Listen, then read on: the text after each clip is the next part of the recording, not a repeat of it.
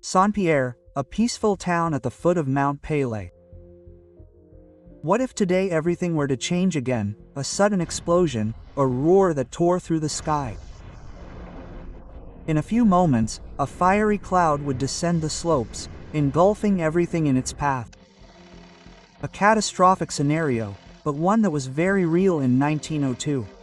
In a few minutes, the town of Saint-Pierre, the jewel of Martinique, was wiped out by the wrath of Mount Pelée. Nearly 30,000 people perished, making this tragedy the deadliest natural disaster in French history. Today, more than a century later, we are walking in the footsteps of this tragedy that has left its mark on the collective memory.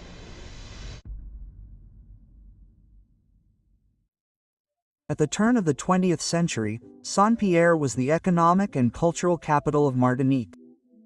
It was called the Little Paris of the Antilles.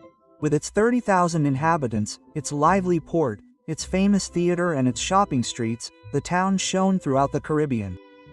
No one imagined that the shadow of the Pelée threatened to engulf everything. Because from April onwards, the mountain rumbled.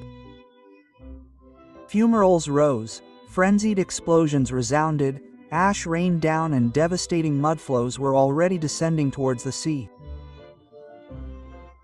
Nature was alert, but the colonial authorities downplayed the danger. The situation presented no immediate danger. Stay at home, Saint-Pierre had nothing to fear. The population was reassured.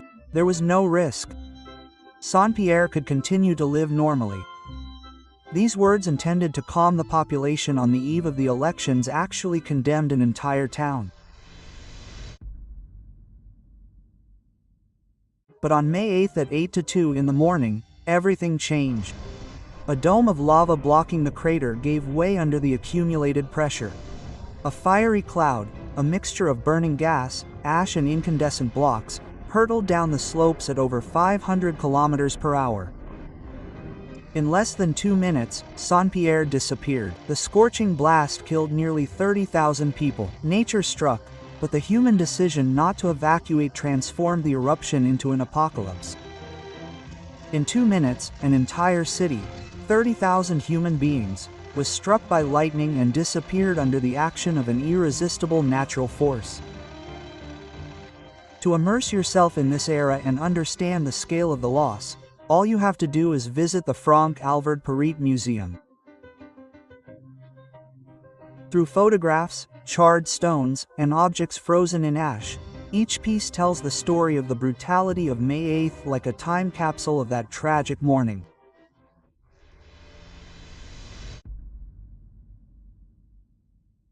In this hell, one man survived. Louis-Auguste Cyparis. This 27-year-old sailor and farmer, known for his quarrelsome temperament, had been imprisoned in Saint-Pierre for a brawl in a vaulted cell with thick walls. This prison, a symbol of his punishment, would become his tomb and his salvation. Burnt, disfigured, but alive, Cyparis remained locked up for several days, badly burned, without water or care, until men from Merneau Rouge finally found him. He was one of the very few survivors of the disaster. I heard a tremendous rumbling. Then night fell and the heat burned my whole body. His story quickly crossed borders. Having become a living curiosity, he was recruited a few years later by the Barnum Circus, presented as the man who survived the end of the world. He then traveled Europe and America, displaying his scars as proof of his incredible destiny. Cyparis died in 1929 in Panama in utter poverty, completely forgotten. Even today, as you walk the streets of Saint-Pierre, the scars are still visible.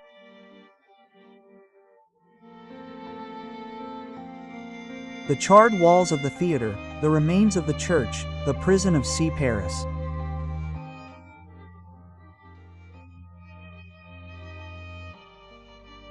Each stone tells the story of the moment when time stopped.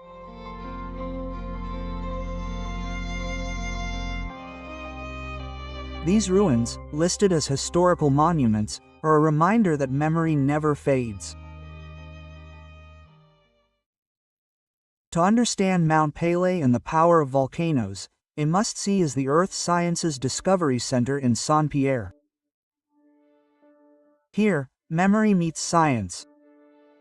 Through models, geological maps, and 3D models, visitors can discover the inner workings of a volcano, the rise of magma, the accumulation of gases, and the formation of pyroclastic flows.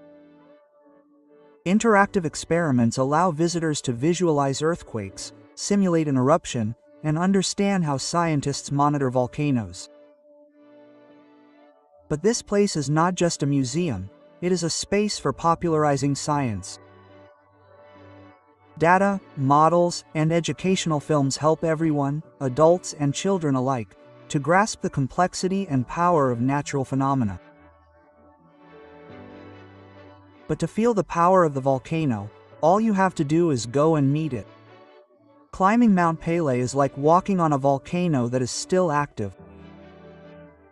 Its summit, craters and mysterious mist are a reminder of both nature's destructive power and its capacity for rebirth. After 1902, the first observatory was set up at Mornes des Cadets near Saint-Pierre. However, it was too exposed and could not last. In 1935, a scientific post was built at Morneston, paving the way for more serious monitoring. Then in 1980, a modern observatory was built on the same site. Finally, in 2019, a new, ultra-modern observatory was inaugurated.